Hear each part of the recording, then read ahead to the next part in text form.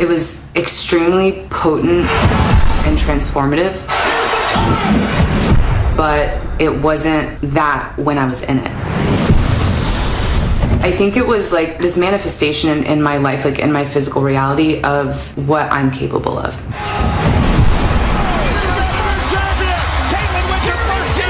Looking back, I can be like, damn, I was dreaming so big that I ended up on that stage.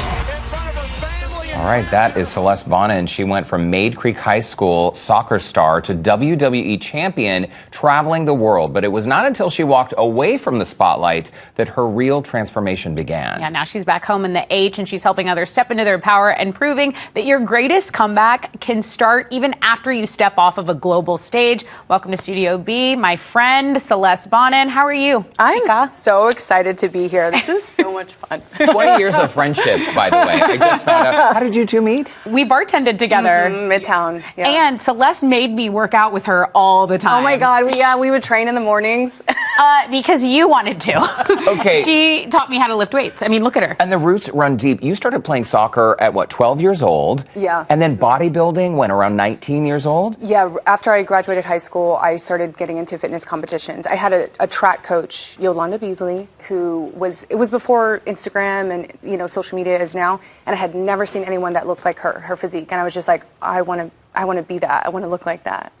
So she taught me. She would take me to Gold's Gym. There used to be a Gold's Gym in Bear Creek area or something, and she taught me how to lift weights. Yeah. And you were recently, speaking of high school, you were inducted into Mayde Creek's Hall of Honor. What was that call like when they told you? What did they tell you? We're going to put you in the Hall of Fame? What did they do? It was super cool. It made me very emotional. I've had a lot of really cool achievements in my life, in my career, and that one was so special to me because,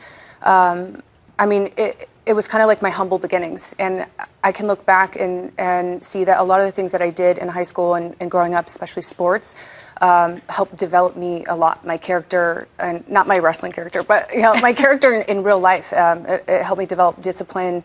It helped me develop mentally, emotionally, physically, and that helped me a lot in my career endeavors, especially when I was signed for WWE. And when you were signed with the WWE, you were known as really the underdog. This was something, based on what I know of you, Celeste, a series of fortunate events led to you, sort of overnight becoming famous. You were traveling all over the world. This is an experience that framed your very interesting life, but this was not really what you set out to do. Is that right? I from a very young age, I felt like I wanted to do something. The words I used then was epic. Now I think it's more about creating a legacy and impact. But I ended up on this grand stage, and I was very green, very wet behind the ears. I got signed by WWE through this random opportunity to try out, and I made it, and then I ended up debuting on live TV as a last-minute replacement on one of WWE's television shows, and I had literally never wrestled before, and I was just kind of one of these make it or break it moments. Like, I have nothing to lose. Like, this is a once-in-a-lifetime opportunity, so I'm just going to give it everything I have. And this was a show where people had to, call in their favorite. It was a time where you were voting, like an American Idol. Yes, People's Choice, yeah. Which you're not a stranger to. You were homecoming queen in high school. You were voted, class clown. You played, she was not only an athlete, Derek, she played the cello. She could navigate through social groups, talk to anyone, be friends with whoever. What do you think? What is that about you? What advice do you have for people who kind of struggle in those scenarios? I think, here's what I know. One of my natural gifts is connecting with people. And it makes me feel good. And I imagine it makes other people feel good when you can really see someone or help them feel seen. And I believe that was a major strength and benefit in my WWE endeavors. I was so new. I didn't know any of the rules. I didn't know anything about the industry, but I did my best to connect with people, my peers, people backstage, but also the fans. Mm-hmm. And I think that is what helped me win NXT Season 3, which got me on the main roster. And it's what helped me get to the position that I was in, eventually winning the title in Houston. But I think it's so much about putting yourself out there, trusting that people want deep connection. People want to be seen. People want to be heard and understood. And because I want that for myself. Mm-hmm. So it's just really thinking about what you want in terms of community and how you want to be seen, and putting that out there and being that, being what you want to see. Mm-hmm. You've definitely been seen and heard on the cover of Iron Magazine twice, yes. Built a 7-figure business, raised by a single mom. Money was always tight. Time is tight, by the way. You've been very public about your struggles with addiction in marriage. Why did you decide to go public about your struggles? Because today, your life is very different than it was during your time in the WWE. I think it's important for, I think a lot of people just saw one version of me, right? The version of me on television and on social media. And I realized that I had this huge platform to make impact and tell people, hey, here's actually what I struggled with behind the scenes. And I was still able to overcome that. I struggled for a long time after leaving WWE. I left with 2 years left on my contract because I was struggling very, very much with mental health, physical health, emotional health. It was a lot of pressure. I essentially cracked under the pressure. And I, for a while, felt like I was never going to do anything that great, as great as WWE again. And so I dove really deep into healing these parts of me that believed those things to be true. And my life was just showing me the pain that I had, that needed to be addressed and healed. And when I started to dig deeper into spirituality, my own health, physical and mental, I started to realize that there was this process of alchemy that happens when you can look at yourself and say, hey, these are the things that I want to improve. And when I do improve these things, I have something to share. I have a message to share with people, and that can help a lot of people. Celeste, we're going to put a pin in this conversation. We'll continue it online. By the way, she's offering a free masterclass called Shine with Celeste. We have put a link on our website, Celeste Bonin. Yes, just look at the Scene on Houston Life tab. Don't go anywhere. Houston Life will be right back. Thank you. Oh, hi, everybody. It's me, Derek and Tessa, and Celeste Bonin. One of the most annoying things about Houston Life is it's only an hour program. I know. And so sometimes when we have guests like you, Celeste, we want more time, and that's what we are giving our viewers online today. We were recapping your time in the WWE. You were traveling the world. You were on top of the world, figuratively, but struggling behind the scenes. So you stepped away. For any viewer out there who has looked at you and thought, oh, wow, she has it all together, right? Everyone wants the after, but they don't see the before. It took a lot of work to get where you were, but then you also had some struggles after the fact. So now, catch us up on how your life is going and what you're doing to help inspire other people. Oof. So when I left wrestling, I started a women's fitness apparel brand. I had that for about 7 years. And then in 2021, I started a coaching business. So I currently am still a speaker and a coach. And now I teach clients privately and groups about magnetic energy, about how to be influential, not just on social media, but how to be influential through your voice, your body, your energy, because that's what people notice. That's the first thing people notice about you is your energy, how you make them feel.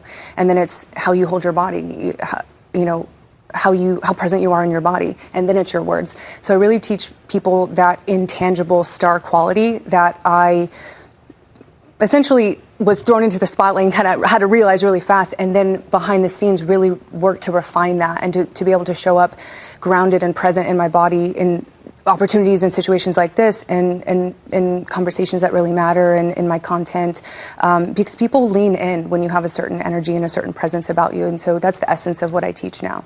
Well, you kind of glazed over the fitness apparel brand because you actually, didn't you have a patent on one of your legging lines, Celestial Bodies, which I'm familiar with. That was a very great name. That was a very successful workout line. Yes. Tell us about that just for a second. So when I was wrestling, I had a seamstress that would make all my outfits for TV, and she would sew this little elastic piece in the booty seam, and it was essentially, it would kind of pull all the fabric up and in, so it was really accentuating my curves. And when I left wrestling, I thought it was such an amazing idea, and no one was doing it yet except in like competition swimsuits, for bodybuilding swimsuits. And so I took this idea and I wanted to do it in leggings and fitness apparel. So I took my idea to a seamstress, and she made a couple prototypes, and 6 months later I launched Celestial Bodies, and it took me a few years to patent it, but I did get a patent, a design patent essentially. So I started the booty scrunch trend in 2014, and now it's kind of like a global, you see it everywhere. Like you can't not see it. Thank her. If your booty is scrunched, you're welcome. Hey, we talked about the fact that you were raised by a single mom and that money was always tight. When traction started happening, What did she make of all your success? She was my biggest fan. You know, I think my mom always knew that I wanted to be in the spotlight and eventually would be. And so she was always extremely supportive. When I first got signed to WWE, I moved from Houston to Florida, and it was the first time I had ever lived away from home, away from my mom, my family, my friends. And one of the main things that helped me, even though I was around thousands of people, you know, in front of, on stage in front of thousands of people, and I was close with some of my peers, it was a very lonely life. It was a lot of travel. I did spend a lot of time alone, and I also needed to spend time alone after being in this crazy energy in front of thousands of people performing. And so one of the main things that would help me kind of come back to myself and come back to my center was FaceTiming my mom. It's just, you know, that feeling that you get of home. And so she was very, very pivotal in that area of my life, just helping me feel grounded and connected to something, because it was the only thing that was grounded in my life at that time, because I was just always traveling. But my mom, unfortunately, does have aphasia, which is a rare form of dementia. I think Bruce Willis might have it, so he kind of put it on the map. That's right. Yeah, but it essentially affects your language processing center, so it's been very difficult process over the last 10 years. But she's living in Florida. When people see you, I feel like strength is a word they use a lot. Do you feel strong?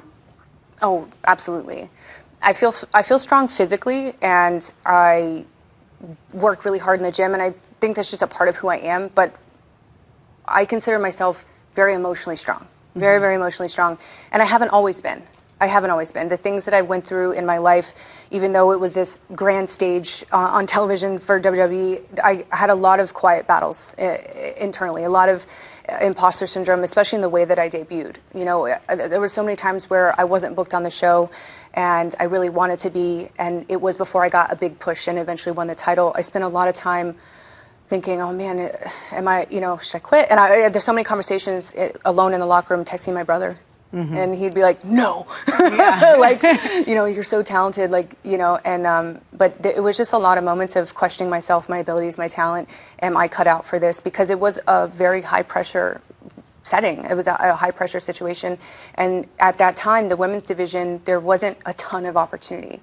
Like, Raw was a 3-hour show. It still is a 3-hour show. And the women's, and this is 10 years ago, the women's matches were 3 to 5 minutes, and that included entrances. So you would really only have 3 minutes in the ring, and a lot of times your time would get cut. So we never really felt like we had the opportunity to get a story over and connect with the fans and have them care about women's wrestling. And so because of that dynamic, there was a lot of resentment and tension in the women's locker room. And so it was very difficult to connect with a lot of the women there. I did have some close friends, but that was another thing that was very, very difficult to face. And there were so many things that I didn't agree with in terms of like the culture of the locker room, but I did not know how to be a leader then. I developed those skills later. But so it was like intuitively I knew that these things didn't align with me, the way people were treated and the way things were run. Like I always, and I didn't have words for this, but I believe that a rising tide raises all ships, right? So if somebody's getting a push, then the whole division gets raised. But that's not how it was seen then. And now things are a lot different in the women's division, which is so cool. But I just didn't know how to make impact then in that way, to shift the culture of our locker room. So there was just like a lot of things that really tested me emotionally and mentally, and obviously physically in the ring. So I think it really developed, again, not my character on television, but my character as a human being, and showed me who I want to be. And then I was given this massive platform on television and social media, and so I decided that, and this took a little bit of time, that I didn't just want to post, you know, pretty sexy pictures of myself. I wanted to have a message that impacted people. And over the last 5 years, as I've stepped into this role as a coach and a leader and a mentor, it's really shown me the type of person that I want to be, and the type of legacy and impact that I want to leave. Yeah. Now that you had this evolution, transformation, let's talk more about your coaching. We mentioned during today's broadcast, you have a masterclass that people can come and attend. Who's coming to you? Is it folks who just feel stuck, like they need a change in life? So I typically attract a lot of people that are just like me.